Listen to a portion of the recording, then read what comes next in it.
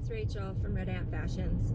So I went to, I told you guys about the cat incident, and I wasn't sure if I was ever going to go back there again after the cat incident in Pasadena, but I did go back. I figured, you know, what the hell, I would give it a chance and I would go back. It was a little bit awkward, to be honest, for me at first, because I felt the uncomfortableness in the house and I kind of just ignored it, but I did feel it, and I wanted to address it, but then I was like, no, you know, there's no reason to like beat a dead horse, because I definitely felt it. The roommates kind of just like avoided me, and the gentleman who yelled at me didn't want to make eye contact with me. I smiled at him a couple times and tried to make eye contact with him, and he just wasn't into it or interested in that. And so I don't know, I definitely either my presence either makes them uncomfortable, or they still look at me as the crazy dog person who chased their stupid cat up a tree. But whatever, animals are animals. I think that pet owners are funny. I know that I get funny too with my dog, so whatever. That's how people are with their pets and their children. So shit happens and then you move on. But I did go back out there and I worked on my friend's outfit for LOJ, which is Labyrinth of Jareth, which is a masquerade ball that happens every year in Los Angeles. It's a really big event.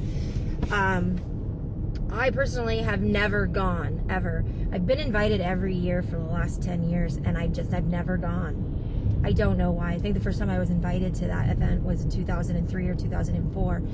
And I've always wanted to go, and I've never gone, but I always, you know, a lot of people I know go.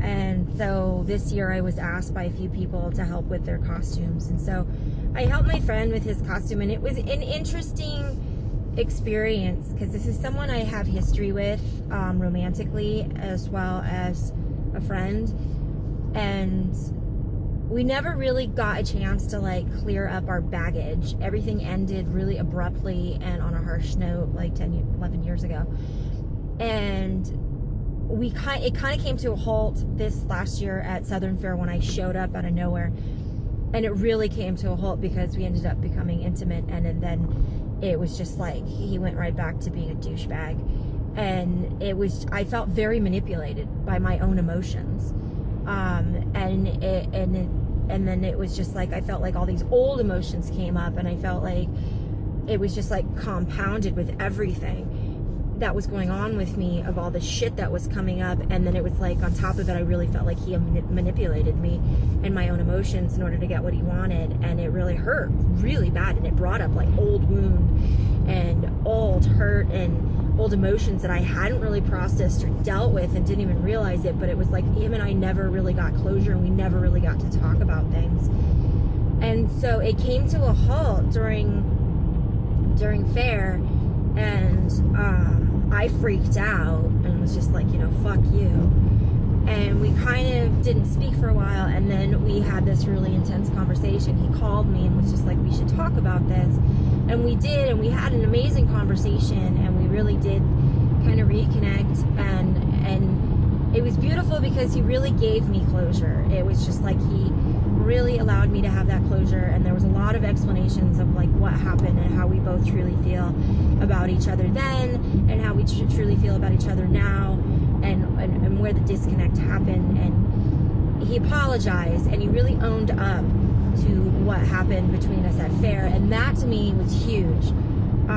Taking accountability for your shit is like so huge to me, because it was like he didn't dump it just on me. It was like I took accountability for my own emotional baggage, and he really took accountability for his part that he played in that, and really making me feel the way that I felt, and manipulating me that way. And he really apologized for it and took accountability for it.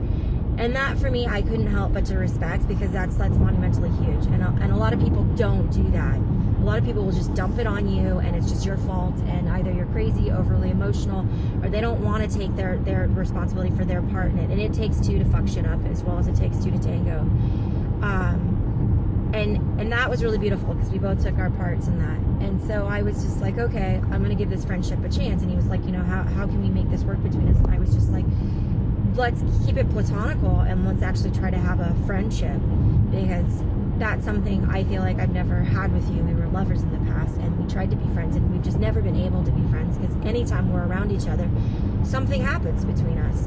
It always ends up going to that place, and then one of us ends up agitated and annoyed, and it's usually me, because I just feel jerked around, and it's like never talked about or addressed. And so it's just like, you can't have your cake and eat it too. There's too many emotions there. It's not one of those friendships where it's like you can be casual about it. There's too many emotions there. We fell in love a long time ago, so there's just, the heart is still there. So we decided to be friends, and so I decided to help him with his costume. So I went out to Pasadena and I did so. And it was very interesting for me because it was really hard. It was really hard for me, not because of the dynamic between him and him. I haven't made an outfit, or I made him a jacket, and I haven't designed like that in years. And I haven't designed like that for somebody since like 2003 for Harvey out in Seattle. So, and that was someone that I really, really cared about, that was just a friend, but I had so much love for. I get very inspired by emotions, good or bad. It really inspires me artistically. I can really pull off of them. So it was weird to pull from that place again, of having those intense emotions for somebody and trying to pull from that place, because I've shut it down and I've shut it off for so long, and I've been manufacturing stuff, and I haven't connected to any of the art that I have been making for the last 5 years. I just haven't. I don't feel emotionally connected to it at all. I like it. I think it's very, very pretty, but there's no real connection to it the way that I used to connect to my art. And that is something that I have been trying to work on and figure out, because I really feel like there's a disconnect there, and it bothers me.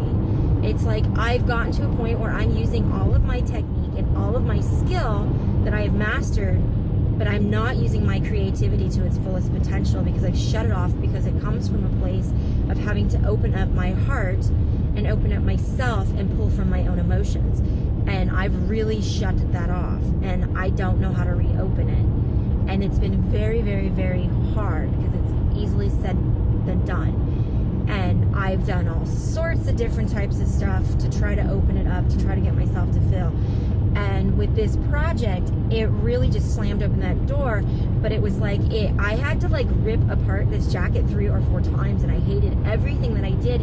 And all it took was actually being in his presence and working hands-on with him to really tap into that. And once I got the flow of it, it just started to happen naturally. But I mean, it took me, seriously, 2 weeks to like figure it out and what the disconnect was, and really like rip it apart, put it back together, rip it apart, put it back together, dye it, and then dye it again, and boil it one more time. And then, you know, I couldn't even figure out a color palette that worked. It was just like so frustrating for me. And it finally happened, and it was really, really cool. And I was talking to my older sister about it, and I said the reason I think it feels so cool is because I didn't realize that I was even capable of doing that anymore. And I really feel like it kind of opened it up. And I was able to get back to that place and tap into it. And it wasn't emotionally draining. And I didn't feel exhausted from it. And I didn't have to like cry and go to that really dark place inside myself. And that's really common with artists. And I think that's part of the reason why I don't like tapping into that space. It's really common with really creative, talented people to have to pull from their pain and pull from the depths of their darkness in order to pull out that master of creativity. And I don't like pulling from that place at all.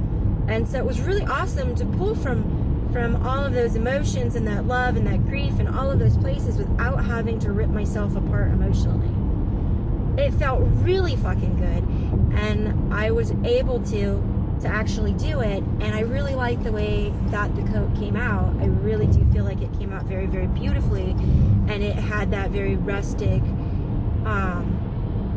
it feels like Pan. And I do have issues with Peter Pan, but I don't have issues with the actual mythical creature, the god Pan. I really do resonate with him. And you'll see Pan throughout the 11 years of Red Ant all over the place. It is something that he resonates to me, that energy resonates with me very, very deeply, because it's very raw and it's very primal, and it has to do with fertility and creation and sex, and it comes from that very primal place and that core chakra.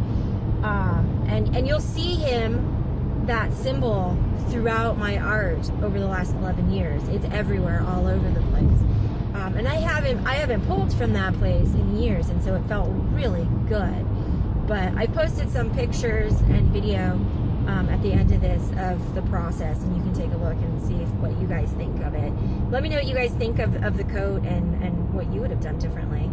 So there you have it. If you guys ever felt that way about your creativity, if so, comment below.